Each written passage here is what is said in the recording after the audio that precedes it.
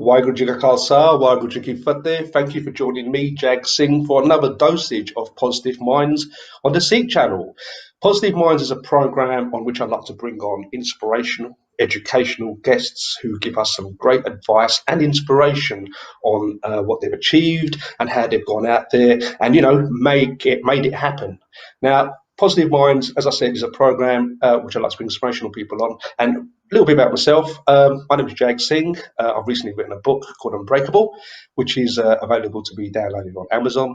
I'm also a speaker, and I also get involved in lots of community projects. Today, I'd like to introduce you guys to an amazing guy. This guy is so inspirational. Okay, his name's Mike Payne, and he is the CEO of GR Associates. So me and Mike have been doing some projects together, and he's given me the opportunity to inspire people, to speak to people. So Mike, I'd like to thank you very much for joining us today. No worries. As a big intro, I don't know how I'm going to live up to that, but thanks very much, Jake. I appreciate that. Excellent. Okay, so Mike, unfortunately, we only get 30 minutes in this show. We haven't got enough because I know the inspiration you've got, will go on forever. But, the Royal Military Police, and I understand you joined the Royal Military Police. Why did you join the police? Why did you do that? Why did I join the police? Well, I think when I joined the army, I think it stemmed from the fact that I wanted to go and travel the world. I wanted to go and see what this world was all about. I'm based in East London, and the world is bigger than East London or England or the UK. So I wanted to go around the world. But I think that one of the main reasons I think for joining the Royal Military Police itself was the fact that I wanted a little bit of responsibility. I wanted that sort of discipline that come with it. I grew up in a standard household, I suppose is the best way to say it. But you get caught up in the wrong things. And I knew a few people that had joined the army previously. And even though there's discipline in the army, I thought, you know what, I'm going to go to the individuals that actually promote the discipline. If I'm going to do this, I'm going to do it properly. It's great. And I never look back. It was probably the best years of my life. There's a lot of things that come out of it now with the job that I do, as you well know, Jake, and the training that we do and the things that I've done in the past. And the military police or the army in general, I mean, there's many different units of the military. But the military police was, and I think also as well, there was one big thing as well. My initials are MP. And on the actual uniform, you have MP written on it. So I think that's probably that was made for me. I don't know. Just what you said there, Mike. I could relate to what you just said there because I grew up in East London as well, and I was surrounded by a lot of bad company around me. And one of the best things that my parents ever did was put me into a martial arts class. Obviously, I wasn't hanging around the shops no more. I was out there, I was training, I was doing the katas and everything. And I found that actually did have a big impact on my life, just like what it had with yourself joining the military police. How was your experience? Do you know what? I loved every minute of it. I loved every day. Everything was always different. I'll give you a little bit of an insight into what I did. Obviously, I lived in Germany for a long period of time, and the police is very similar to the police over here in that respect. Obviously, going around investigating and etc. But I think a lot of it I did enjoy was obviously going away. We deal with it. Was lucky enough to speak to many different individuals. I lived in Germany for a long time. We spoke to the Americans, the Belgium, the Netherlands, that type of thing, and you get as much information as possible. But what I enjoyed the most about it, I think, was probably being part of something. I was never really part of anything growing up. Some people, I know people join, obviously this was back in the 2000s, I'm 41. So, people now join gangs and things. And I suppose you could say the army's probably one of the biggest gangs, but there was a purpose behind what we were doing. There was discipline, there was reasoning behind it. There was something that was there. And also as well, the education that you get when you come out of it. I left school very few qualifications as probably the majority of people, but I came out a lot more with that. I suppose it's more discipline and operational real life experience rather than learn about geography. Listen, if I need to know where America is, I'll look on a map. I don't need to know the undulations of it. I want to go and experience it. I want to go and see that undulation myself. And someone says, in this valley, you've got this. All right, brilliant. Well, I want to go and see it myself. That was the best part. Go and travel around the world, really, to be honest. Okay, now what you just said there, Mike, going back, is that you found a purpose at a young age. And I think that's important. That's very, very important that we tell our children, the next generation, to find a purpose, because I found a purpose in, as I said before, in martial arts. You found it in the army. And that purpose can actually help you going forward in your life. I mean, what if I ask you a question now, Mike? What did you bring out of the military experience that you've used? Because obviously you've been in the police and you've got an amazing company out there Yeah, where you're working with thank you. thousands of people. What did you bring out of the army that has helped you in your life? I would say for me personally, I think there's two things to come out of this. Firstly, is me personally, and for people around me. I think for me personally, I think it was definitely the discipline, the fact that it's that can-do attitude, if that makes sense. There's not nothing that can't be done. If it can't be done, then there's a reason why it can't be done, and that's I live by that now. And also as well, I think for other people is doing things like this, but most importantly is telling individuals that no matter what you've done, whatever you come from, there's always a way out. There's always an answer to something. You've got a choice. You either do it or you don't. If you choose not to do it, then obviously there's always a consequence and a reaction. So I think now with my teaching, obviously with regard to this, I go more into depth, like the courses that we've done previously, and to give that information over. But more for individuals to say, don't give up. That's the biggest thing for me is that, these individuals, for example, I mean, the company was named after my children. Obviously, talk about that, but that was in my mindset. That's for me to succeed, because if I don't get out of bed, then my children they can't do the things that you want to do as a parent. So I think for me, is looking at it, thinking, you can do it. I read a book once called Eat That Frog. That's not a plug, just so you know. It's just a book that obviously we had, and it's about If that it helps case the people, of, Mike, it's fine. If it's inspirational, go for it. yeah, I would probably recommend it. I don't know who it's by. I mean, to be fair, I don't really look at the authors. I just look at what's in the book. It's called Eat That Frog. And it's about doing that thing that you don't want to do, and just doing it. Because at the end of the day, you turn behind and go, you know what, actually, I've spent 6 months doing like an education, a qualification, university. But what have I got out of it? And I think that's the biggest thing I've got out of it is telling people that things can be done. Excellent. Because I can also, again, I can relate to that because I grew up in East London, and do you know what, Mike? What I found what was around me the most was knife crime. Okay, I grew up in a knife crime, and these people thought they were hard, they were strong. They weren't. They were weaklings. And I had a decision one day, and I'll never forget that. I had a decision to walk away or stay with those people. I'll tell you one thing, I'm so glad I made the right decision to walk away. And that's what you just said there. You find a purpose, and if you want to just go and do it, just get out there and go and do it, just like you did, Mike. And Mike, you went out there, not only did you do it, you started your company, G&R Associates. Okay, Yes. so please tell me and the people the duty and purpose of your company. Okay, it was originally set up probably about 4 or 5 years ago, and it was for me just to earn a living for what I'm doing. For me to provide a living for my children and so on. And I wanted to. I had enough information. I want to go and work for myself. And then we moved on from there, and obviously we've met various other people. Obviously we both know individuals and things, and things have progressed.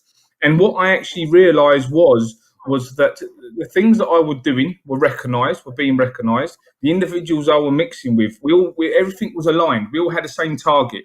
We all wanted to do the same thing, which was educate people. Provide a service for individuals this sort of side of it, give them the knowledge and understanding the companies we work for. So I think it's sort of grown from something that I just wanted it to be just me in that respect. A couple of years, that sort of like in the first 18 months or so, it was to build it up. And now it's just massively exploded to the point that we're doing training for various different stadiums and football clubs. And obviously, I know you came along and you was doing the training as well, which was great, which is actually fantastic. And I think we've just increased it. So now it's gone from, personally, I think it's gone from a business, as in a commercial entity, to actually something that we can utilise and help people with.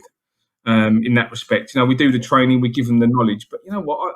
I like more the idea of seeing people grow. You've seen individuals when you're doing a training course. It could be a day, it could be 6 weeks. Actually, see them go from not knowing anything to actually then coming out going, well, actually, you know what? I really enjoyed that. I've learned something. And I'll tell you something now. So very, very quickly is I had a text message. Must have been about 6 months ago, of an individual that had done a security course with me and then a first aid. And she texted me and said, you know what? I've just saved someone's life. Wow. And I said, what do you mean? She said, well, I've just saved someone's life. That training that you taught us in first aid has come about, and this person had a heart attack, but they obviously they knew when to phone the emergency services and what to do, and so on and so on. Excellent.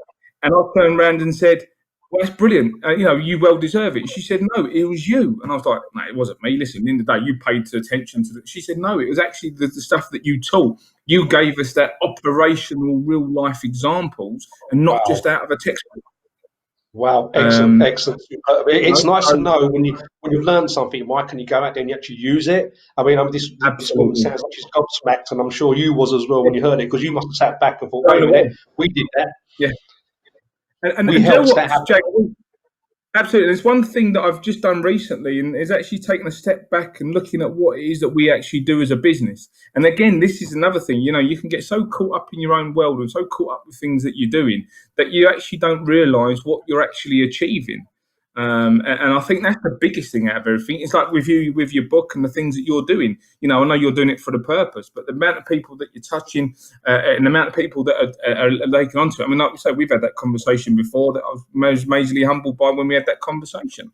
And that was something that for me is more important than the money. It's more important than anything else. It's actually being able to give individuals that understanding where that person can relate to you. So that person can relate to you. So what they're actually going to do is we're actually not going to follow in your same footsteps, but they know it can be done. Yeah, excellent. That's superb. You're 100% right. 100% right. Well, now you've touched on it, Mike. That obviously you provide security training, and you've got loads of other courses going on for companies. Yes. I understand you've got some big shots recently, haven't you? Which you've actually provided training for the Wembley staff, was it, and also a few others. Yes, we do Wembley direct with the staff, and we actually have Liverpool Football Club as well. We work with those, and we've recently just through this pandemic side of it picked up Lord's Cricket Ground. Wow, excellent. Yeah, so it's more along the lines of the individuals. I mean, we took a lot of different companies. I only ever really work business to business, if that makes sense. But when you get recognised rather than just a company, but you actually go to these places in the events world, which is where we try and specialise, and these individuals are recognising what it is that we're doing. And this is the difference: is that there's loads of different courses. There's the same courses out there. But it's down to the delivery. It's down to the people that are doing it. A support course is whatever it is. And if you can Google something, you can see all these different courses on there. Yeah. I don't do that, or we don't do that as a business. I do very much by word of mouth and that side of it. And people, they like the course. And I'll say, if you don't like the course, don't promote me. Fine, I have no issues with that. And touch wood, dare I say this is actually it hasn't worked, and we've got a lot of these referrals, and it's worked really, really well. Okay, excellent, Mike. Michael, just hit on something there. Now, you can't do this on your own. Obviously, you need a good team. Yeah, if you to build what you've built, which is you're a great training provider, and you've spoken about you do the health and safety, you do the security training, and also you're doing the big companies as well. Tell me about your team, because obviously you need a big team, don't you, to get this rolling. Oh, absolutely. But I think we've got a team. Obviously, we've got Kelly that obviously takes very much control of it. So I don't know if she's probably watching. So Kelly, I do appreciate you. I do. And then obviously we've got another two individuals with regards to that do the admin aspect of it, and then I do the delivery. But I think the key part of it is, and I've said this on numerous occasions, is that for me as a business, if you look at say at the admin and the delivery or the operational side. I don't like admin. I'll be 100% honest with you. I'm not a great fan of it. I really, really don't like it. So in order to be successful, what you need is, I think you need the team around you that are you find people that are your strengths. So your weaknesses are their strengths. Yeah. Spot on. I think that's key, because if you've got the same people aiming at the same time, for example, I run a training company. So if I had 5 people that are all great trainers and very, very bad at admin, we wouldn't get anywhere. So I think you've got this is the key, and I think this is the key to success in all shapes or form. Is you recognise your weaknesses. You either work on them weaknesses, depending on what they are, of course, absolutely. But if you've got a strength and that's where you are, then you surround yourself with people that are their strengths and their weaknesses, and then eventually what you do is you actually become a unit. And that's the biggest thing, for me, it's not a business. The business isn't me. Yes, okay, it's my business and it's named after my children. But in reality, I couldn't do this with the people that I have that I've got. I couldn't do it, and that is a fact. I couldn't do it because their strengths is that. My strengths is this, and similar as well. The people they do delivery. They're not they have to mind run it, whereas I can just deliver it off the thing. So I'd much rather do what I'm good at and promote that, and they do what they're good at, and it just comes together. Excellent, excellent, Mike. Thank you very much for that. That's superb. Because so far, to recap, find a purpose. Yeah, find a purpose, and everybody needs to find a purpose. If you don't know where you're going, you're not going to get there. Okay, so Yeah. as Mike said, find a purpose. Secondly, I know, Mike, I've met so many people who started a business from their kitchen dining table on their own, Yes. right? And I'm sure by what you're telling me, it sounds the same. And you are so Exactly. right.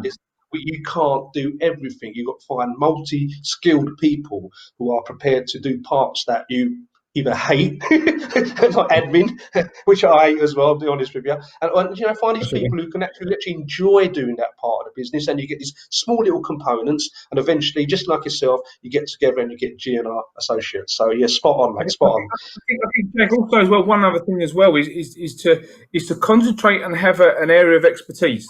So what I mean by that is I went from the close protection and security world into the events world, and I learned as much as I can. I think if you believe, or people try and do a complete arsenal or an array of courses in the training provider, or you try and do things, you're never going to be good at anything, or you are, but you're going to be mediocre. But if you actually pinpoint a couple of things that you actually want to go and do, research it, work hard at it, and become the best that you can be in that particular field or that particular industry that you're in, then you can't not but succeed. Excellent. Because, Mike, I've met many training providers and they've all been good. I've worked with so many training providers, and what I found when we did the ethnic and diversity speeches with your trainees, what I found was your gung ho approach. It was like you said earlier on about delivery is everything, and I found with the setup, with you, with Kelly, the way you engage with your people, it was so effective. And that's what I took away with me. And I found that it was like a flow. The people were actually getting involved, and I think it was the Wembley staff that we did it when it actually got so emotionally involved, and they wanted more. And I remember like the hour just went bang, it just went. So your delivery is excellent. So if someone out there's got a company, Mike, and they've got a certain amount of staff, and they're looking at maybe increasing the security side or the health and safety side or ethnic diversity side, how can they contact you, Mike, and obviously have a little chat about how you could help their company? Yeah, absolutely. I mean, we're just going for a bit of a change on the website now, so that'll be up very, very soon. However, you can obviously give me an email, give me a call, or whatever. I mean, email's probably best. I'll be honest with you, I don't really do social media or anything like that. Because I don't have to, but I pinpoint who I want to work with. I choose who I want to work with rather than that sort of side of it. But by all means, you can put out my email that you've obviously sent the things to if you wish to do that, and send it to me, and I'll have a chat with them. Absolutely. One thing as well, though, Jag, is from this is the fact that when I do something, or when we do something, I don't do it for money. I do it because I want to see individuals. Don't get me wrong, obviously I'll do it for money in that respect, but money isn't the first and foremost the finance. It's actually seeing people grow and get to where they want to be, rather than say, you know what, I'm going to charge you this amount of money, but I don't care what the results are. You know what, you get the results. You then determine how much you think how much it is worth. And if you think it's not worth anything, then no one's lost anything, as far as I'm concerned. Superb, excellent. So, if you just joined us, I'm here with the inspirational Mike Payne, okay, on Positive Minds. You're watching the Seek channel, and Mike is telling us about his experiences, his inspiration, about how he has formed G&R Associates. Now, Mike, besides all the training that's going on as well, I also believe that you've started to start your own charity. Is that right? Yes, that's correct. It's a charity of sorts. It actually started with something that I wanted to do anyway, and then someone said to me about doing a charity. And effectively, what the idea of it is to use the education as a fundamental basis. So where we do training, we do funded training, we do commercial training. It's only really open to be fair to individuals that either A, can afford it, or B, that they require it in terms of work. However, where I see the massive need, and as a father of two children myself, is there's lots of people out there, and I'm guilty of this, as in I've been through this motion, where there's actually things that are being missed because of life, because of everything else. Is that children are actually missing out on what we would class as real skills. I mean, for example, when I joined the army, I didn't even know how to do half the things that I mean, even when I come out, I didn't even know how to do them, to be fair. But in terms of ironing and that type of stuff, but in reality, the idea is to look at children, what skills they need, because a lot of individuals out there, and let's be honest, they grow up there without role models. They may they may be single parents, they might not have a parent, or they may have two parents, but the parents are too busy working, they're too busy trying to earn a living or trying to survive. Because times are hard now, absolutely, especially more so now.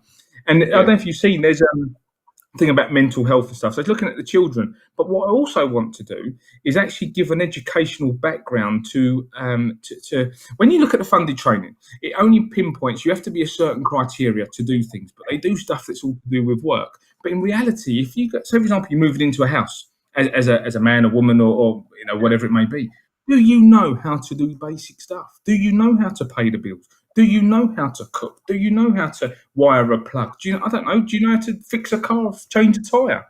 Everything that people take for granted. So where I'm looking at more is a charity in terms of to go to the individuals and say, you know what, it doesn't matter who you are, what background you come from, or where you live. I will run a course on how to change a tyre. Now, that may be some simplistic to some people, but some people, you go to Quick Fit, they'll charge you 50 quid to remove a wheel. Well, that's crazy. And if people ain't got no money to start off with, then that will doesn't get changed. So I'm downing it simplistic in terms of what the skill sets are, but in reality, the skill sets are along the things that we require as human beings to survive. Excellent, Mike. Listen, we've only got a couple of minutes left, That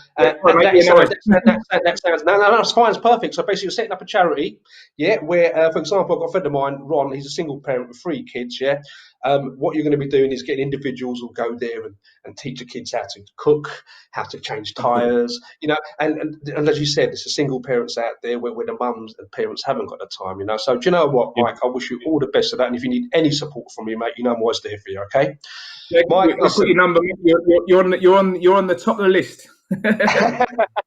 Mike, listen, I'd like to say thank you so much for joining me today on Positive Mind. You're such an inspiration, and please keep going and keep motivating everyone out there.